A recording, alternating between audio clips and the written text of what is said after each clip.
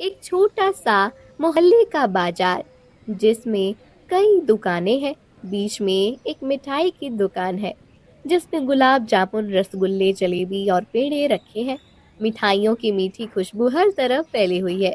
राजू, एक 10 साल का शरारती लड़का, अपनी जेब में हाथ डाले मिठाइयों को लालच भरी नजर से देख रहा है। मांटी यार, ये गुलाब जामुन और रसगुल्ले कितने लजीज लग रहे हैं। काश मैं इन्हें जितना चाहूँ उतना खा सकता है। लेकिन राजू, अगर ज्यादा खाएगा तो पेट दुख जाएगा और मम्मी भी डांटेंगी। अरे, एक दिन ज्यादा खा भी लिया तो क्या होगा? मम्मी को क्या पता चलेगा। इतने में एक अजीब बुढ़ा आदमी बाबा चतुर वहां आता है, जो हमेशा अजीबो गरीब चीजें बेचता है। उसकी पूंछ जैसी सफेद दाढ़ी है और आंखों में एक अजीब चमक। बेटा, तुम्हें मिठाइयाँ पसंद है? हाँ बाबा जी, बहुत ज्यादा। तो लो, ये जादुई मिठाई का डब्बा। ये मिठाई कभी खत्म नहीं होती। बस एक शर्त है, रोज सिर्फ एक लड्डू खाना। अगर ज्यादा खाया तो तुम्हें भारी नुकसान हो सकता है। हाँ, वाह, ये तो कमाल का है, मजा आ गया। वह कुछ बिना सोचे समझे वह डिब्बा ले लेता है। राजू, सोच समझ कर ले, कहीं ये कोई जादू टोना ना हो। अरे यार, इतनी मजेदार चीज मुफ्त में मिल रही है, मैं कैसे मना करूं? बाबा चतुर मुस्कुराता है और धीरे से एक जादू का शब्द बोलता है, लेकिन राजू सुन नहीं पाता। बाबा हवा में गायब हो जाता है। रात का समय, राजू अपने कमरे में बैठा है। उसके सामने वही जादुई मिठाई का डिब्बा है। उसका दिल जोर जोर से धड़क रहा है, जैसे उसे बुला रहा हो।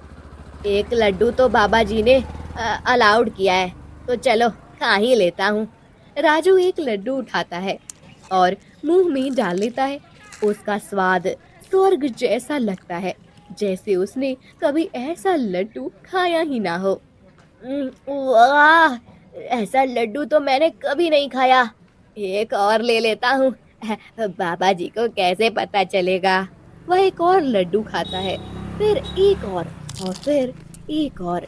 धीरे धीरे पूरा डिब्बा खा जाता है।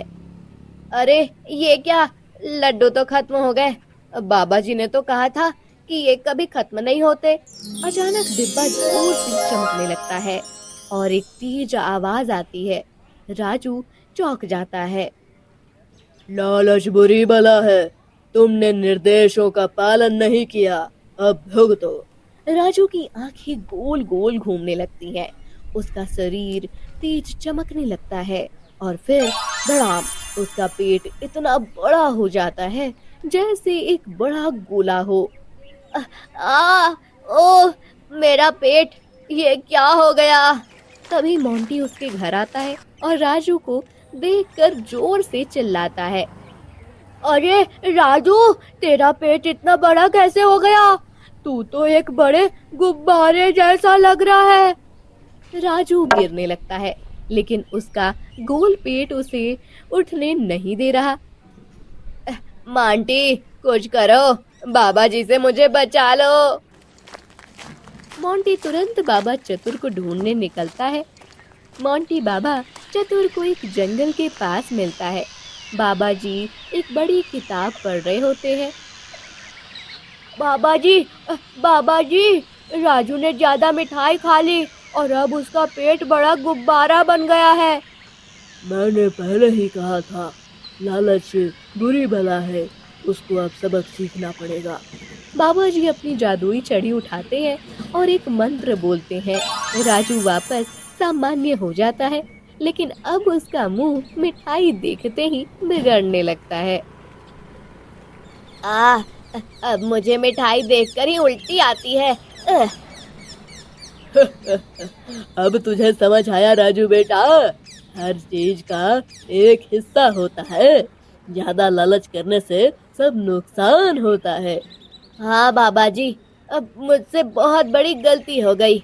अब मैं कभी भी लालच नहीं करूँगा और हमेशा संतोष से रहूँगा।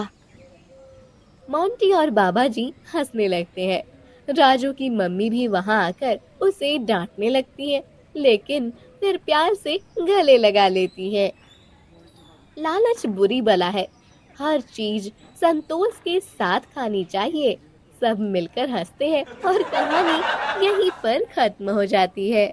तो दोस्तों, अगर आपको हमारा वीडियो पसंद आया हो तो इसे लाइक जरूर करें और हमारे चैनल को सब्सक्राइब करें, ताकि आपको ऐसे ही मजेदार वीडियोस मिलते रहे।